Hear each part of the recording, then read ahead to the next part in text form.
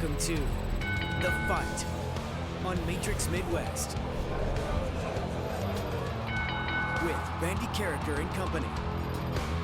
Hi kids, welcome to the program. Great to have you with us. That is Andrew, I'm Randy, and coming up, SLU keeps flying really high. We may have a change in this year's World Baseball Classic, and in the list, our favorite Super Bowl halftime shows. I don't stick around for the halftime show too often, so Okay. these ones really matter to me. Plus, our buddy Michelle Smallman will join us later in the show as well. But let's get things started with quick hits. And the Blues have two more games until the Olympic break in Nashville. They take on the Nashville Predators and then the Dallas Stars on Wednesday. This is the Blues' dad's trip. Players' fathers will travel with the team in 6 dad's trips. The Blues are 8-2-1. I'm kind of concerned about the Blues' dads affecting the Blues' draft position in 2026. I really want one of the top 2 picks in the draft. If they go 2-0 here, that might mess everything up. I think the Blues, even if they go 2-0, will be fine as we get closer to the draft lottery. This is a team that can't string together wins, Randy. We know that. They've shown us that. I love the fact that the dads bring good vibes to the boys, but at the same time, the Olympic break comes at the best time because they'll cool down after the dad trip, even if they steal 2 wins. I wonder if that's the case. When you think about what the Blues did last year after the 4 Nations, how they took off with their 12-game winning streak. I don't know if this team has a 12-game winning streak in them, but I think it has better play in them. I think they're better than what they have shown. The talent is there. They just have to play hard. I wonder if there will be a level of intensity that wasn't there before, because now you're worried about that first pick in the draft stealing your job. Well, and we wanted this Olympic break back in December in order for the team to get healthy so that they could be stronger in January. Unfortunately, you have to wait until February to get that this season. And so all of the factors that have been playing against the Blues just haven't made it easy in 2025-26. And so the thing for fans to look forward to is the NHL draft. And of course, the Olympics might be the spot where Jordan Binnington flips the switch. If Binnington turns back into the old Jordan Binnington in the Olympics, then all bets are off, and the Blues might even finish in the middle of that left-out pack and have no chance of getting the first pick in the draft. And then he makes it harder on the front office for St. Louis. What do you do with Jordan Binnington? Do you sell high, or do you keep riding the Binner wave? College basketball, SLU is now ranked 16th in the net rankings. That is 37 spots ahead of VCU, whom they've already beaten among 10 teams. In their remaining schedule, the only team in the top 86 that they play is at George Mason on March 7th. The Billikens still have VCU at Chaffetz Arena and go to Dayton, so there's probably a loss in there somewhere, but as it looks now, I can't find a way for SLU to not make the NCAA tournament. In his latest bracketology, ESPN's Joe Lunardi has SLU as a 7 seed, still playing here at Enterprise Center in March. Can you find a way that, unless it's just an unmitigated disaster, that SLU misses the NCAAs? Yeah, no, I can't. This is a team that whether they lose 4 games and don't win the A-10, or they do end up winning the A-10 at the end of the year through the tournament, they're going to be in March Madness. The team's too good, one, to miss. And you're right. So many things are working for SLU right now than working against. Number 2, you just have to kind of piece together where they get quad 1 wins and where they get losses. And they got that one early against VCU. You're probably not going to get one against George Mason based on where they kind of sit in KenPom. And there's a lot of games up until that game as well. So VCU, that will be another one. If they can win that one again on the home floor, that's huge for SLU going forward. If SLU plays their first 2 games at Enterprise Center, they'll be in the Sweet 16. There'll be awesome. 20,000 nut jobs behind St. Louis University 2 of them. at Enterprise Center. Yeah, I'm excited about it and excited for Josh Schertz and his team. Football, the NFL head coaching carousel has stopped, with the Raiders landing on Clint Kubiak and the Cardinals landing on Mike LaFleur, both from coaching families, both offensive coordinators from the NFC West. And Jim Harbaugh, also from a coaching family, of course. Harbaugh has the best coaching pedigree among the 10 new coaches, but which new guy is going to make the playoffs next season? Is it Harbaugh with the Giants? Is it Jesse Minter in Baltimore? Todd Monken in Cleveland? Mike McCarthy with the Steelers? Robert Saleh with the Titans? Probably not. Kubiak with the Raiders? Probably not. Jeff Hafley with the Dolphins? Probably not. Joe Brady with the Bills? Probably not. He'll make the playoffs. Right? Kevin Stefanski with the Falcons or Mike LaFleur with the Cardinals? Probably not. I'm going to go with Mike McCarthy. Mike McCarthy. See, I was going to go with Jesse Minter because I just love what the Ravens have, but I notice how we just stuck in the AFC North. That's the one division I think every season you can say is up for grabs. Because I'm not among sold. two teams. Right, because I'm not sold on the Bengals. They just are so up and down, and until they can prove consistent, sustained success, you're not going to get me buying into them, and I will never buy into the Browns. So it's a battle, 1-2 battle between the Steelers. And I really think, because I'm pretty sure they'll have Aaron Rodgers back, he does such a great job with defense. He's got Patrick Graham, McCarthy does, as his defensive coordinator. I think they'll be really good. I also think, and I know that the division is tough, right, with the Cowboys, but also Washington will get their quarterback back, and the Eagles are always great. I think Harbaugh has a great chance to be in the playoffs. I would agree with you. If we are looking for a sleeper coach with a sleeper team, it's got to be John Harbaugh. They just have the right amount of players right now in order to get there next year versus, say, you mentioned the Titans, the Cardinals, the Raiders. They just don't have the pieces yet. Number 1 pick in the 2027 draft, by the way, either the Dolphins or the Cardinals.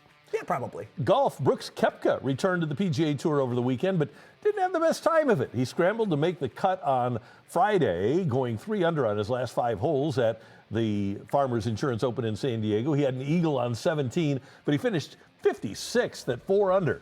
Koepka has admitted in the past that he only really cares about the majors anyway.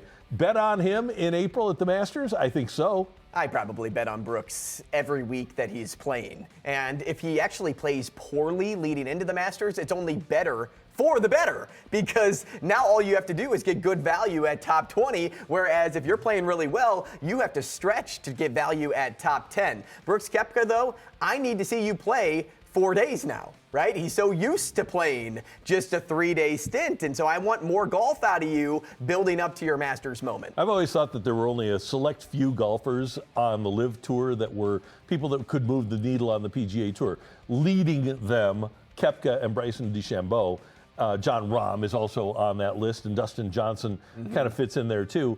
But I think Koepka is the one guy that consistently can be a threat in the majors that comes over from the LIV Tour. And it'll be great to have he and Rory and Scottie Scheffler all playing in the majors at the same time and in the same tournaments like this coming weekend at the same time. Yeah, and you mentioned moving the needle.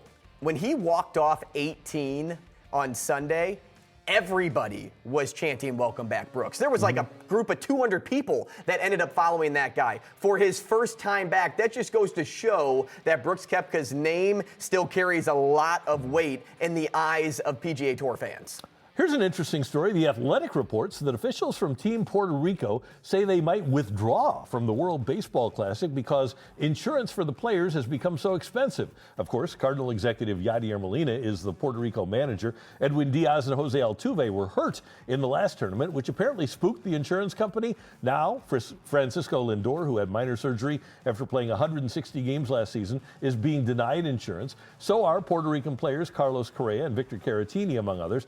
Puerto Rico told organizers they might opt out after learning 8 to 10 of their players would be denied coverage. Officials with Team Puerto Rico fear that because they draw from a smaller player pool than larger countries, they'll be unable to find enough quality substitutes to field a competitive team. The insurance policy pays back the major league club for a player's salary if the player gets hurt during the WBC. Players are not at risk of losing their salaries. For approved position players, the insurance covers 100% of their salary for 2 years. For pitchers, it's 4 years. With the revenue that baseball is generating right now, they should be able to bypass the idea of an insurance company and say, you know what, we'll make it good for any teams that lose a player for the season. Yeah, and let's talk about some of those names that you just mentioned. They're coming from the Mets. They're coming from the bigger markets. And so all of that being said, they have plenty of money to still pay their guys, even if there is a minor hiccup. It's not like you're probably going to lose a pitcher for 4 years, right? That's all the policy covers. You're going to be fine. You're going to get this pitcher back in 7 months. Well, go ahead. And we're just a couple of weeks before the baseball classic. So if I'm Rob Manfred, I'm saying I got to take care of this myself. If the insurance company isn't going to help me out, I'm going to go down to the last minute with the insurance company. But if the insurance company ultimately isn't going to help you out, then you have to make sure Puerto Rico is in there somehow. You know, it's so funny too. This insurance company has so much money. They have stupid money. That's how much money they have. Every insurance Are company you does. really going to lose out that much by putting your money a little bit at risk here?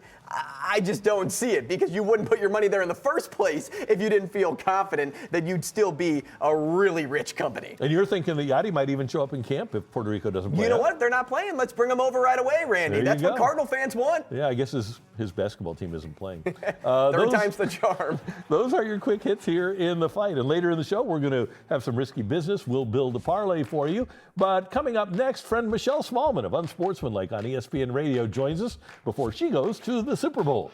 That's here in the fight on Matrix Midwest.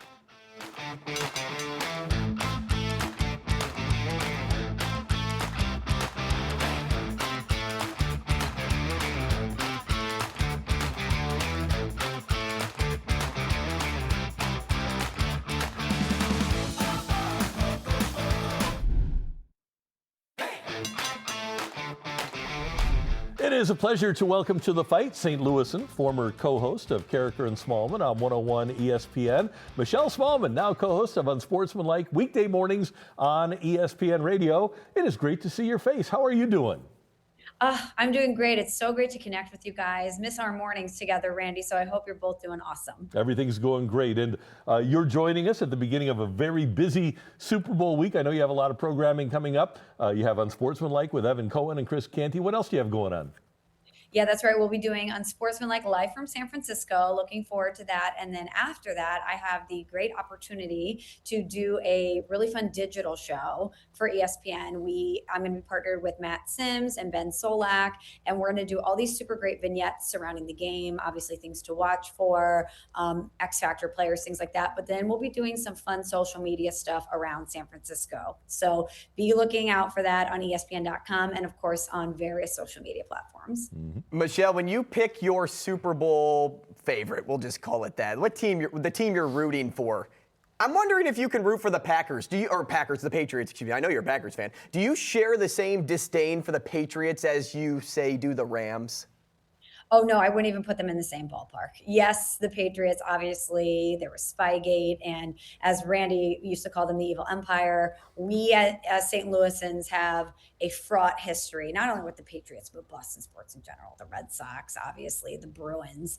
But I would not even put them in the same ballpark as the Rams. My disdain for the Rams is way bigger than the Patriots, but that will not impact the way that I predict and pick this game. First of all, proud of you. Second of all, I think you and I both like Mike Vrabel, and we both like Drake May, right? I won't be angry if they win, but it sure seems like the Seahawks, for me at least, it seems like they're at least a touchdown better. What do you think? Yeah, I'm worried that this game might be the same as last year. And by that, I mean kind of a blowout. I mean, if we're being honest, the Super Bowl last year was kind of boring. The Eagles controlled that game from pillar to post. The Chiefs never really had a chance, despite the final score. It was never as close as the score indicated. I believe the Eagles called it BTA, as in a total beatdown. Mm-hmm. So I'm worried that we're going to get the same here, because even though the Patriots had a remarkable season, strength of schedule, obviously an issue. Drake May's performance in the regular season, not the same as him in the postseason. And now he's dealing with the shoulder injury. And the Seahawks, I just think, really have the advantage in almost every single category. The defense has been outstanding. The run game, I was worried about Charbonnet's injury, but Kenneth Walker proved that he can carry the load. Sam Darnold, you didn't know how he was going to show up in a big-time moment, and he had the best game of his career in the NFC Championship game, even dealing with that oblique. JSN is obviously a force. I would give the advantage to Vrabel and, most importantly, McDaniel when it comes to coaching, but I'm worried that we're going to have a big blowout in the Super Bowl. So I'm going to go with the Seahawks. Speaking of Sam Darnold, I'm sure you share the same excitement at the fact that he's not in Minnesota anymore, and that Minnesota's having all these problems in the NFC North. And there's been a ton of coaching movements over the last month. Your team specifically, I guess, how long have you been a Packers fan? A couple years now. Okay, a couple years. So you know what the Packers are like. You've kind of invested yourself within that. You've integrated yourself into that fan base. They were talking about getting rid of LaFleur. And, you know, it's kind of weird to think when you see all the success that he's had. Are you happy that he and Green Bay are still married together? Yes, I was a proponent of keeping Matt LaFleur. He I don't think he was the reason really for the Packers' less than stellar season. I know expectations are obviously incredibly high in Green Bay when you acquire Micah Parsons and you pair him with a playoff team. You pair him with a team that you believe in and that has a lot of young talent that is in a very interesting place because they have playoff experience, but they're still young and malleable. So expectations were through the roof, but Green Bay was bit with the injury bug this year. Obviously, Micah, Jordan Love gets injured. Even though he played in the playoffs down the stretch, they lost 5 in a row. Tucker Kraft, they just had a lot of stuff that they were enduring that I don't necessarily think is reflective of how Matt LaFleur did this year. But I will say, he needs to get to and win a Super Bowl. No coach who's been with their team 7 years or longer has gotten to a Super Bowl other than John Madden. So the stats are working against him. But I think he has the talent and the connectivity with Jordan Love to hopefully take him to the next level because we all know Jordan Love has MVP type talent. He's just never consistently been able to do it. I'm going to need Jordan Love to be better beyond Toyotathon. I need it earlier in the season. And I also need the Packers to find that rhythm because for the first couple of weeks of the year, they looked unstoppable. And then it was up, down, up, down, up, down. So the pressure is on Matt LaFleur and Green Bay to take that next step, especially with what we saw Caleb Williams and the Bears do this year and in the playoffs against Green Bay. Michelle, I don't know if you've noticed this, but since you left, the Cardinals have fallen on hard times. They could finish in last place. The Blues have fallen on hard times, missed the playoffs, probably finished last in their division. St. Louis City SC was 13th of 15 teams in MLS West. Now, I'm not blaming you. I am. But how weird is it for you, especially because you're watching from afar, to see the sports scene here crumble as much as it has? Are you saying that I'm the good luck charm and I need to get home Yes. more often? Please. It's actually been an incredible bummer for me to watch St. Louis sports be in this dip, especially the Cardinals, because the Cardinals have really in my lifetime never been irrelevant. I've never seen Cardinals fans have apathy. It's a very foreign feeling for me. We've seen the Blues ebb and flow, and obviously City is newer on the scene, so they're not going to be able to be out on the top forever. But for the Cardinals specifically, they were always and are still a crown jewel franchise in baseball, but they were always a team that was in the mix. They were always a team that had a certain fear factor around them. You're always like, oh, of course they're going to find some player in the draft that no one's heard of and he's going to be a star. Of course they're going to acquire a player who is on his last leg and he's going to come to St. Louis and be able to make an impact. And that just doesn't exist anymore. And we have to have hope in this new regime and Chaim Bloom and everyone that they have to turn the page. But I have to tell you, it's a very weird thing for me, especially from a national level, to have St. Louis be virtually a non-factor when it comes to the sports scene. And, you know, sitting in the chair that I do every day, we have a buffet of sports topics that we can choose from to talk about. But as we all know, football is the driver for everything. Football is what America is obsessed with. And with St. Louis not having the Rams anymore, that's a hit too. So it's a lot of pressure on the Cardinals and the Blues, but particularly the Cardinals, to get back to those winning ways and bring St. Louis sports back up to that upper echelon. So in a season where the Cards might not tally a lot of wins, who would you like to see explode in 2026? Within St. Louis sports or with the Cardinals? I would say with like a player on the roster. Who would you like to see go nuts this season? Is Jordan Walker the right answer? I feel like I've been saying that for many years. I just want Jordan Walker to be good at some point. I feel like every year I'm like, oh, this has got to be the year that he breaks out. And I don't know if we'll ever see that, but I'll be carrying that torch for a long time.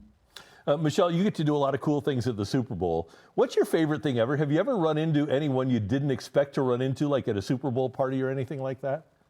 Oh, well, I would say one of the highlights of my career in general is when I got to meet Dan Marino at the Super Bowl. So growing up, I was a huge Dan Marino fan. My dad is a huge Dan Marino fan. And I met him at the Super Bowl. This was in Houston. It was the Patriots-Falcons 23 Super Bowl. I was producing Russillo and Cannell on ESPN Radio, and Dan Marino came to set as a guest. And it was actually on my dad's birthday. Today is my dad's birthday, February 2nd. So this was on his birthday.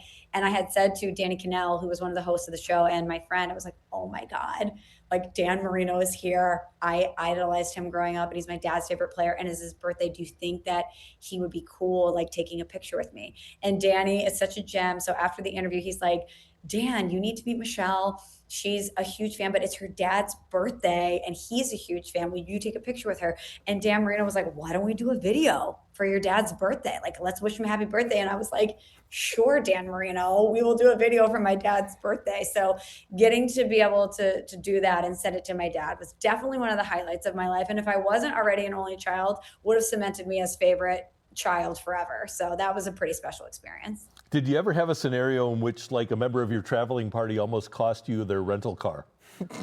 You know, Randy, there was one time that I think you were privy to where TMZ was involved. And yeah, that was such a crazy experience. For those who don't know, I believe it was the Dallas Super Bowl, right, Randy? So we were in Dallas, and as we know, when there's inclement winter weather in the South, they are just unprepared to handle it. And there was this unprecedented ice and snowstorm that happened in Dallas. And it was kind of my fault because our teammate, DeMarco Farr, obviously Super Bowl champion with the Rams, was driving the rental car, and we were going to this party, and he was like, let me park the rental car up here so that you, in your heels and your dress going into this party, you don't have to walk across the ice. Great teammate.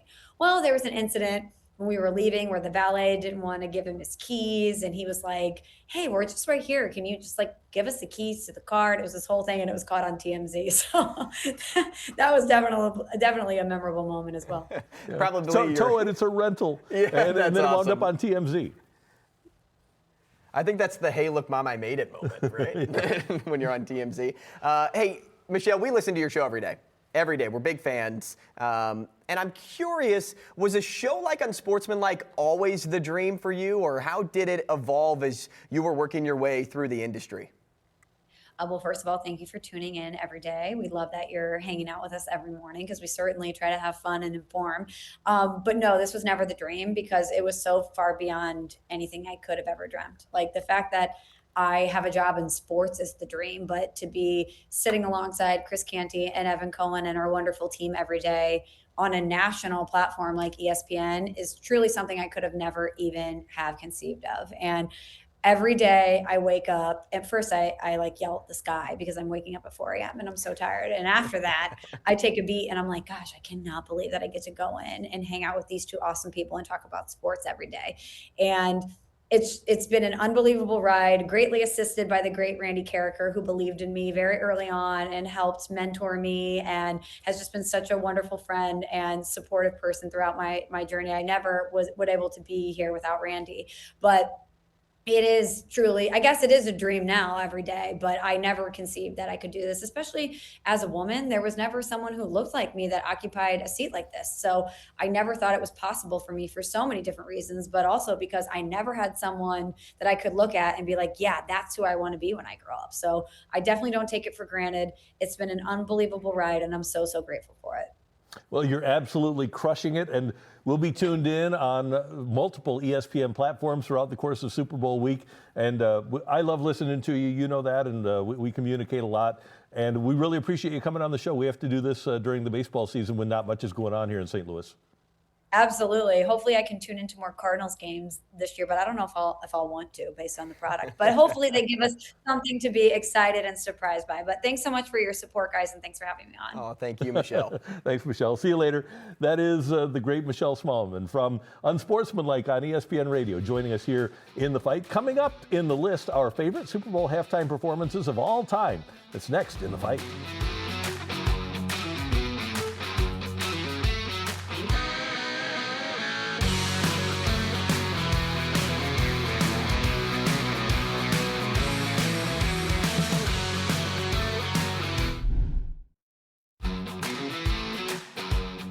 It's time for the list. It's Super Bowl week, so we'll have some Super Bowl lists during the course of this week.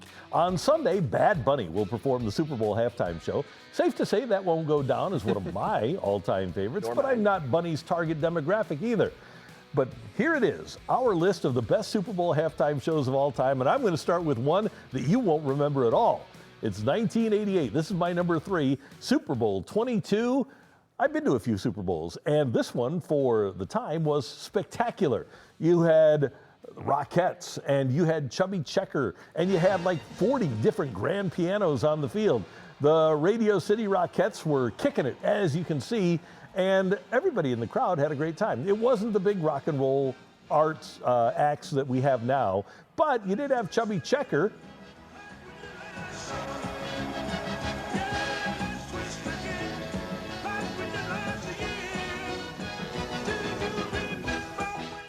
Now, it's not what the halftime has become now, clearly, but it was pretty darn entertaining, and it was a fun game, too. Washington had a 35-point second quarter and blasted the Broncos 42-10. This was Super Bowl 22 in San Diego. That's one of my favorite dance moves when I watch old films, is when I see the dance moves of the women that you just saw there going like this. This is one of my favorite dance moves. Is it so 80s, too? I mean, look at the hair, look at the dress. 100%. That is just totally 80s. Yes, but you're right. I mean, talk about just a cool spectacle. You had what looked like a huge marching band.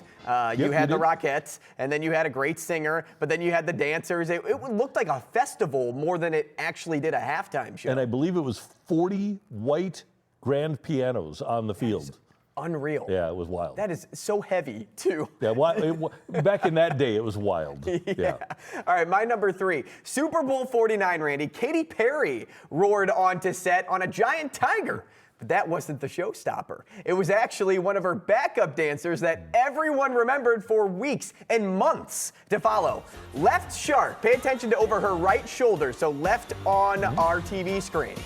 Left Shark lived his best life that February evening. He forgot the choreography, as you can see, but that blunder turned him into a viral sensation. Memes were born, and so was the Halloween costume. Sorry, KP. The only reason people remember your halftime show is all thanks to Left Shark. Well, she is another one who puts on a spectacle. And yeah, everybody remembers the Left Shark, but she's so talented, and she can command a stadium. And this was a really good halftime show. But yeah, you're right.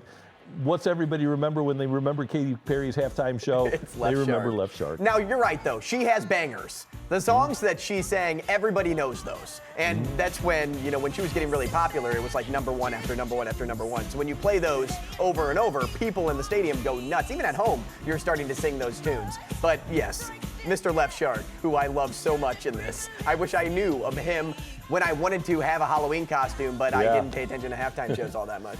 All right, Andrew, my number 2, February 4th, 2007, in Miami, Colts and Bears, your team, and the musical genius Prince. And I don't know how the NFL did it, but as you can see, as he's singing Purple Rain, the rain starts to fall. And it's purple. During Purple Rain, Prince was able, again, to command an entire stadium.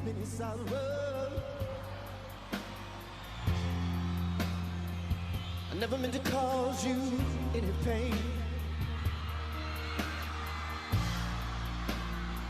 I only wanted one time to see you laughing, babe. Only wanna see you laughing, yeah, in the purple rain. There we go. Purple rain, purple rain.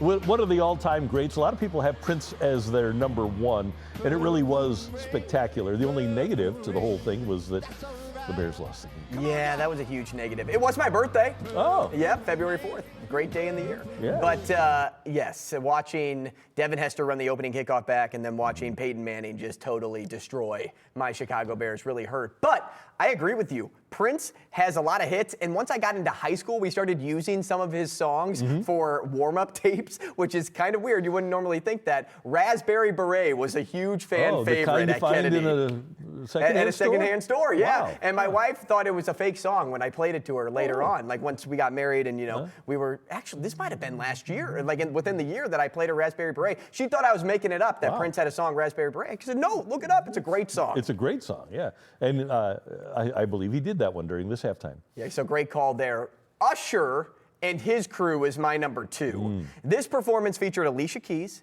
Ludacris, will.i.am, even Lil Jon. Everybody knows Lil Jon. This was just a very charismatic halftime performance. Usher delivered a medley of his best hits. It really felt like a Las Vegas show, though, and that's why I got excited about it, because there was always something new to see.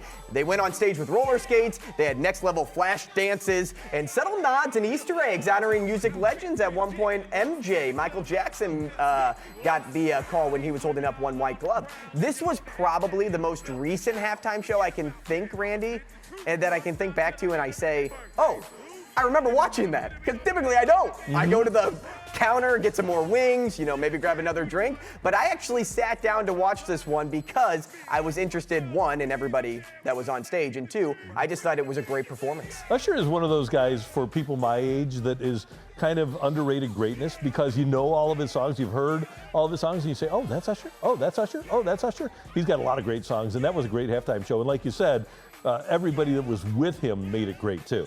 And when you can be a music artist like Usher and include so many other people in your music, like when Ludacris comes in during I mean, you just get so excited because you're bridging up to that moment, and then you see Luda come through onto the screen. It's like, wow, that's what I wanted. That's what I wanted to see this whole time. He was fantastic. All right, let's move on to my number one. Whew, this was unbelievable. This was Super Bowl 54, Chiefs and Niners, February of 2020, again in Miami, and this is the then 51-year-old Jennifer Lopez. Jenny from the block. I didn't even remember that Shakira, who was great, was the headliner in this halftime, because I only remember J-Lo. She stole the show, and her music was really good too, but I mean, J-Lo was just, and still is, unbelievable. She was spectacular. The choreography here was great. The costumes were great. The easy-to-watch element, right? Oh, yeah. So, yeah, J-Lo, my number one.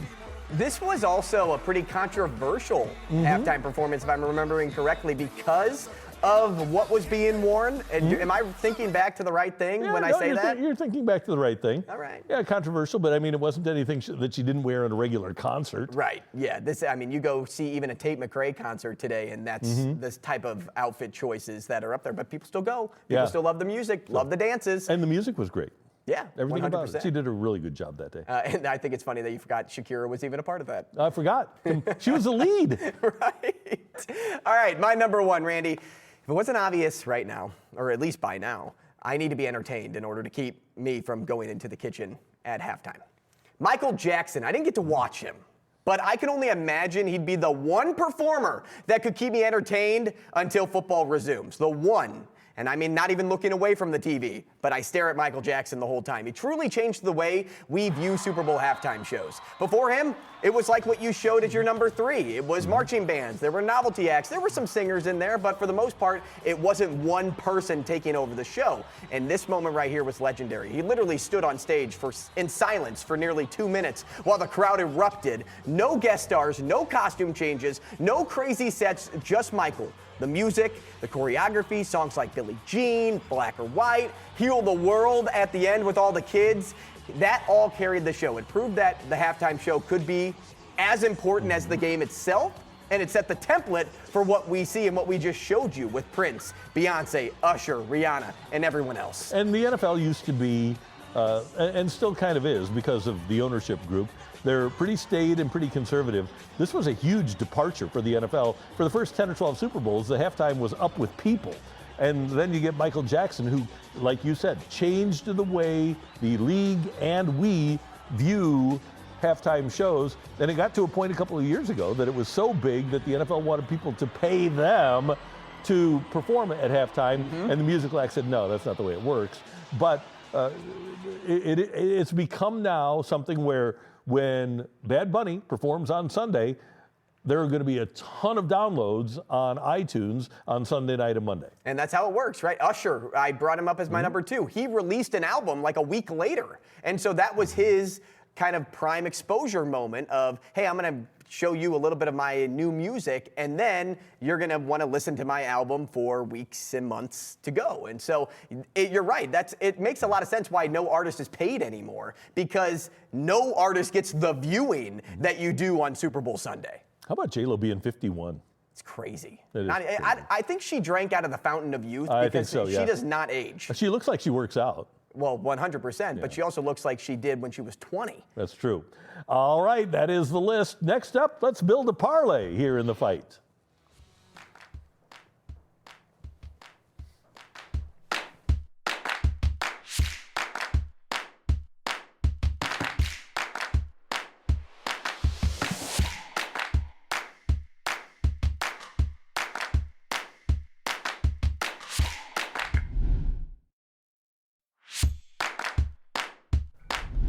It is time for some risky business. Andrew and I are going to build you a parlay on Super Bowl week. There are a ton of fun props, and we're going to give you a couple of those.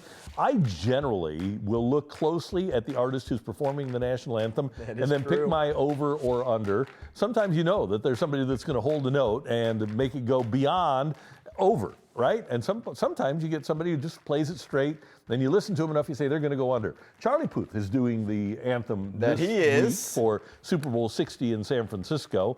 And I look at him as a guy that's not going to hold the note for a really long time. 120 seconds, 2 minutes is the over-under time for the currently not listed right now, which I think is actually by choice of the NFL because when he practices, they want to get the exact time down to set. But you're right, it's typically 120. He's going under, though. Under 120. Under 120, which we looked it up. I think it was like the last 17 performers, 11 have gone over, 6 have gone under. Yeah. And no, 2 have been ties, so it's been like the last 20. Yeah. And I've nailed all of them. I hope you do, so that if you can really, stat check that and say you did, I will absolutely put all my money on the under then. All right, there we go. All right, mine, Randy, I also did some research for. I'm going tails on the outcome of the coin toss, and here's why. So the New England Patriots and the Seattle Seahawks have played in a bunch of Super Bowls since 2015. And every Super Bowl the Seahawks have played in, it's been tails. Every single one, even the one between them and New England. And only at one point in time in that stretch did New England have a heads. So because of that, give me tails. Let's keep running it. Minus 103. Yeah, and so that would be you have to bet $10.30 in order to win $10 on that play. It's probably going to be minus 103 as well for the national anthem. So I'm pretty sure, if I'm remembering correctly, and here, we can check it right here. If we just wanted to add Gatorade in. You cannot parlay novelty props. So you have to bet all of these solo whenever you are making your bets. Come on, DraftKings, be better. All right, so that is building a parlay. Coming up, we've got Take It or Leave It and Story Time with Uncle Randy here in the fight.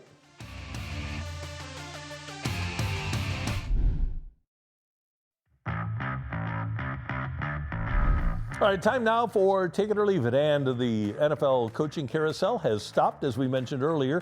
And Andrew, in this century, 25 years, the Raiders have had 16 coaching stints in those 25 years. 2 by John Gruden. And of those 16 stints, 5 have made it to a third season. Gruden, Tom Cable, Dennis Allen, and Gruden again. His stint ended in 2021. That's the last time that we had a Raiders coach head into a third season. Take it or leave it. Clint Kubiak makes it to a third season with the Raiders. This is a great one because I want to take it knowing that he's going to have the number 1 pick, knowing that offense just got Ashton Genty and Brock Bowers is one of the best tight ends in all of football. They have enough cap space. They have the second most cap space in 2026 to rebuild their offensive line to really help out, who was really injured. But at the same time, everything's telling me to leave it. Mark Davis is still the owner, right? I am going to leave it because there's just too much out there that has told me that the Raiders can't keep a head coach that long. They cannot. No, you're exactly right. And it doesn't matter if Brady is there. It doesn't matter who the GM is. Mark Davis will get impatient, and he'll do the exact same thing. And I hope to God Kubiak stays there longer than 3 years. For the sake of the Raiders, I hope to God he does. I hope he doesn't because I want to get this right. All right. And we're about being right, not well liked on the show. Exactly, yes. Okay, here we go. My take it or leave it. It's officially Waste Management Phoenix Open Week, the biggest party in all of golf. Take it or leave it. Golf. There's an L in there, Andrew. Take it or leave it. Aside from the Masters, if you could attend one tournament every year, it'd be the Wasted Management. Yeah, I'll take that. Absolutely. Make your way to Scottsdale, hang out, maybe play a little golf and enjoy the warm weather. Yeah, I don't think there's I knew any I'd other cater about to you that. when I said that. I'm going to take it as well, and I've never been, but I've only ever heard that it's an awesome party, and if you get to hole 16, it would be even more fun. So I'm going to take it for that reason. That might be a little bit wild for me. So You're going to stay on 17 or 18? I'll go on, yeah. I'll go, well, I'll stay at 1 and 18 right there. Yeah, there you go. Yeah, just go back and forth. Yeah. All right. And Tyler's got one for us today. I love it. The Blues' dad's trip starts against the Nashville Predators, and they've been have been amazing historically for the team. They're 8-2-1 in 6 dad's trips. So take it or leave it. This game against Nashville is the start of an 11-game winning streak. I'm going to leave it, and I'm going to leave it for 2 reasons. 1, they haven't showed me that they can win 3 games in a row, and 2, I want the number 1 pick, so don't win 11 in a row. I'm going to take it simply because last year they hadn't won 3 in a row before they won 12 in a row after they came back from the 4 Nations. So that is true. This gets it started. You come back and you win a few more. I'll tell you what, if they go on an 11-game win streak, we're going to be doing the same thing we did this offseason. We are? The Blues are back. We're going to be so good in 2026-27. Yep. And then it's going to be the same. It's going to be Groundhog's Day. Yeah. 11-game winning streak. There you go. All right, time now for story time with Uncle Randy. Andrew's going to spin the wheel. We'll come up with a decade, and then we'll come up with a story when we have a sport for you, too. A decade and a sport, and we're going to start with the 2000s. 2000s. Okay, so this is between 2000 and 2009, and we are going to go with little basketball. Okay. I'm ready for this. Okay, it does like it's land been a on while. basketball. It has been a while. So I'm going to go with Mike Anderson back in 2009. This was one of the best opportunities for Missouri to make it to a Final Four. Mizzou basketball has never made it to a Final Four. But in 2009, they went to the Elite Eight. They played UConn, who ultimately won the championship. And Mike Anderson looked like he had things going program-wise at the University of Missouri. And they lost to UConn, wound up losing their coach a couple of years later, and that didn't work out very well. But that team right there was one of the, not only based on performance, but in terms of the players on the team, and there they are, the 2009 Sweet 16 and Elite 8 Mizzou Tigers. It was one of the best Mizzou teams that you've ever had. Is that Kemba? Kemba Walker? For UConn. Yeah, yep.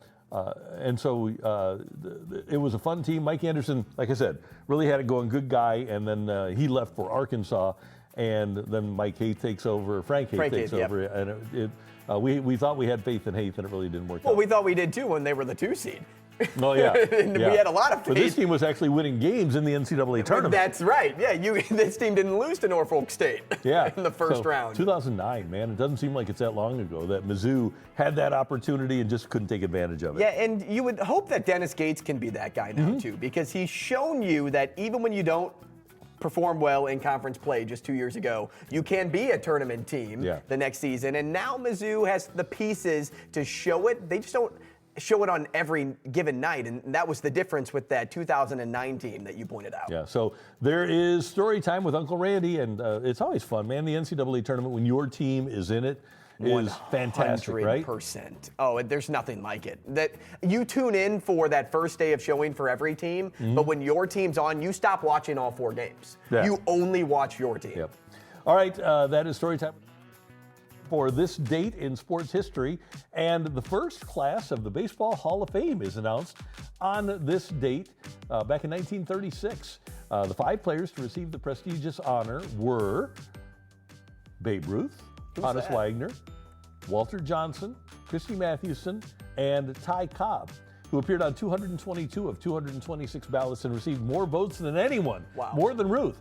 Ruth and Wagner received 215 votes. Mathewson had 205. Johnson got 189. It's about as good a class as you could ever imagine. Legendary figures. And it took this long for baseball to develop their Hall of Fame, but a pretty good group to get things started there. Yeah, you can also say that Babe Ruth didn't like wearing a hat, huh? Right, no doubt about it. He was too worried about his hair. It looked too good. So if you would have had the opportunity to see one of those players play in person, Ruth, Wagner, Walter Johnson, Christy Mathewson, or Ty Cobb, who would it have been? I think everybody tells me to pick Ruth. I think based on the stories that I heard about Babe Ruth, he would just be somebody, one, I would like to see him pitch, and then I would also like to see him hit a home run almost every single at-bat. Heard a great story about him. He would take BP first. He would take batting practice first before all of his teammates, because when he was done and the rest of his teammates were participating batting practice, he would go out to the outfield bleachers and buy hot dogs and popcorn and drinks for the kids from the concession stand. That's amazing. Yeah. What a cool element cool to is his that? life. Yeah, that's awesome. I Yeah. wish I was a kid back then, although hot dogs were what, 3 cents? Yeah. 4 cents? So, but what a great class. And I would argue that there hasn't been a class as great as that one. Probably never will be either, because you had a chance to choose from everybody. Let's see. If it started in 76, 86, 96, 06, 16, 26, 36, you had 60 years of players Right. to choose from Yeah. before anybody had ever gotten in. That's 100% a great call. And Babe Ruth, man, if I could just see him swing the bat one time. Every movie big tells bat. me that he should be the guy Yep. that you choose out of that list. Yep, a big bat. And we'll have a good class this year. Carlos Beltran going in, of course. He'll represent the Cardinals a little bit, probably will not wear a Cardinal cap, certainly won't wear a Cardinal cap. But also Joe Buck getting the Ford Frick Award this year from the Baseball Hall of Fame. So it'll be good to see his name in the Hall of Fame right alongside his dad's. Maybe broadcasters should wear hats when they go in. That's not a bad idea. Why not? Would Joe wear a Fox one or an ESPN one? Oh, it's Cardinals for sure. Oh, there you go. Yeah, he's all about St. Louis. All right. Hey, we've got a lot coming your way here in the fight over the course of the Super Bowl week. We're going to come up with our favorite Super Bowl foods. That'll be a good one. That I can't Our wait for. Favorite Super Bowls ever. And also, we want you to tell your friends, because the fight is on at 5 o'clock p.m. and 10 o'clock p.m. every night, and then replayed at 7 the next morning. And of course, if you ever have any questions or comments about the show, all you need to do is email us at thefight@matrixmidwest.com. We're always available there. And we always like to participate in the fight where I have a little bit of a winning streak going, if I'm not mistaken. Yeah, 19.